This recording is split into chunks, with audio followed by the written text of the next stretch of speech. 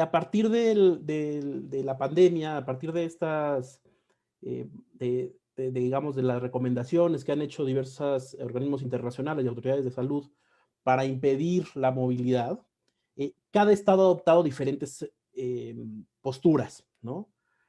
Y lo más grave, por así decirlo, o la decisión más cruda que ha habido en muchos países, ha sido el cierre total de fronteras. ¿Dónde se ha dado? La verdad, en la mayor parte de los países latinoamericanos, ¿no? Hay unos países, por ejemplo, el Triángulo Norte en Centroamérica, ¿no? Guatemala, Honduras y El Salvador, que realizaron una serie de medidas muy restrictivas, ¿no? Para, digo, tanto para su movilidad interna como el flujo de personas en puntos de internamiento internacional.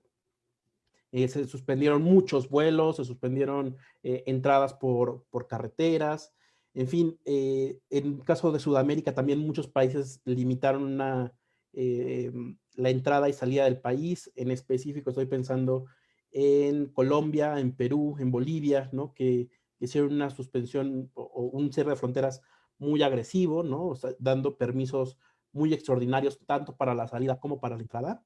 Y bueno, esto ha tenido como consecuencia que se ha limitado el flujo, digamos, el flujo o la movilidad migratoria, entre comillas, normal o natural, ¿no? Que dicen en todos estos países.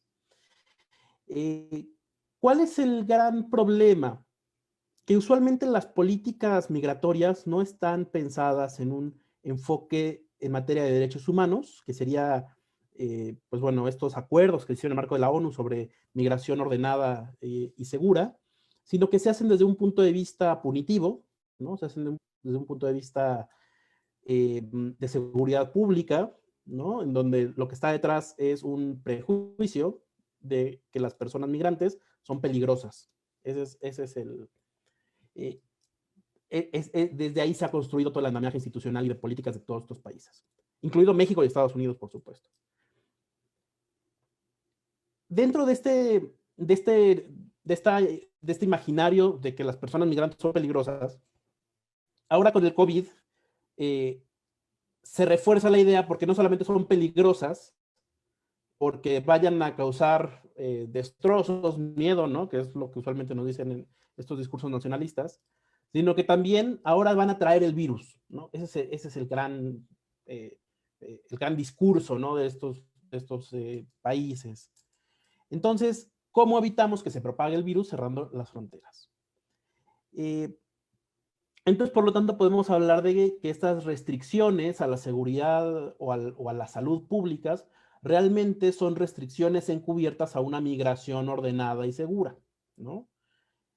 Esto lo que provoca no es, y lo decía Margarita, pero ahora mismo lo retomo, esto no significa que ya no haya migración o que ya no haya movilidad, sobre todo eh, a nivel internacional, sino que lo que han hecho es que han cerrado las vías, digamos, oficiales o las vías de internamiento reglamentadas, y ahora las personas migran, pero, digamos, poniéndose más en riesgo y por vías más, por así decirlo, irregulares, ¿no?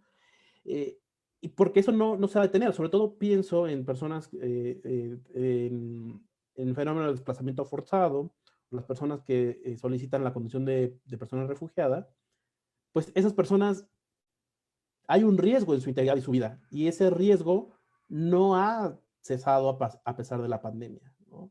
Eh, por ejemplo, digo, los flujos más importantes de personas que solicitan la condición de refugiado en México son personas de origen hondureño, ¿no? Creo que es dentro de los primeros lugares, y venezolano. Entonces, estas personas, si continúan en sus países, aunque existan estas restricciones de movilidad, van a seguir estando en riesgo, ¿no? En peligro de que puedan ser violentadas en su vida. ¿Qué es lo que, y a lo mejor ya con este último comentario cierro, cuál es el otro contexto? Es por un lado por el sur, pero ¿qué pasa con el contexto del norte? En Estados Unidos existe este programa, el famoso Quédate en México o NPP, en el cual Estados Unidos, aquellas personas que van y solicitan asilo o refugio en Estados Unidos, los regresan a México para que durante el procedimiento de asilos, el procedimiento jurídico, se queden en México y no puedan acceder al territorio en Estados Unidos.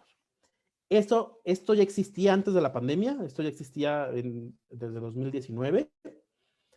Lo que sucedió con las restricciones y con la pandemia fue que recrudecieron digamos, este programa, en donde antes, si bien podían ir a su audiencia, es decir, usualmente los regresaban a este lado de la frontera y tenían una audiencia, entonces regresaban por ejemplo, a Estados Unidos y podían ir a su audiencia. Ahora ni siquiera pueden hacer eso porque la audiencia la tienen de manera virtual en la frontera, ¿no? En unas oficinas, digamos, improvisadas, ¿no? Que tienen ahí en la frontera. De hecho, de manera inmediata del puente fronterizo, y eso no les permite, digamos, tener una defensa adecuada en el marco del procedimiento de refugio, ¿no?